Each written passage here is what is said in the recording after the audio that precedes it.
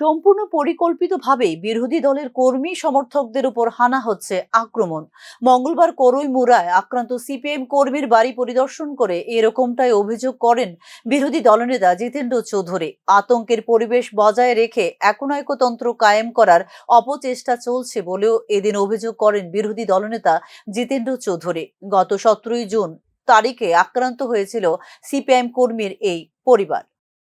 তারা এখানে এই করইমুড়াতে এখান থেকে আমাদের পার্টি অফিস খুব বেশি দূরে নয়, দল বেঁধে এসে প্রায় 1 ঘন্টা ধরে এই বাড়ির সবটা লুটপাট করে আসে। 2 দিক থেকে রাস্তা ব্লক করে দিয়ে যাতে কোনো পথচারী না আসতে পারে, নিরাপদে নির্বিঘ্নে তারা যাতে লুটটা করতে পারে, ধ্বংসটা করতে পারে, এটা করেছে। এটা ঠিকই যে ঘন্টা ধরে যে তাণ্ডব চালিয়েছে আমরা দেখছি।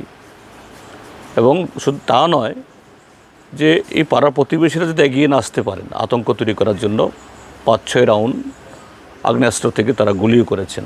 যে এই বিকশিত ভারতের হলো যে আইন শৃঙ্খলার চরম অবনতি, একটা অরাজকতা, জননিরাপত্তা একেবারে এটাকে তলিয়ে দেওয়া, একটা আতঙ্কের পরিবেশ তৈরি করে একটা একনায়কতন্ত্র কায়েমের একটা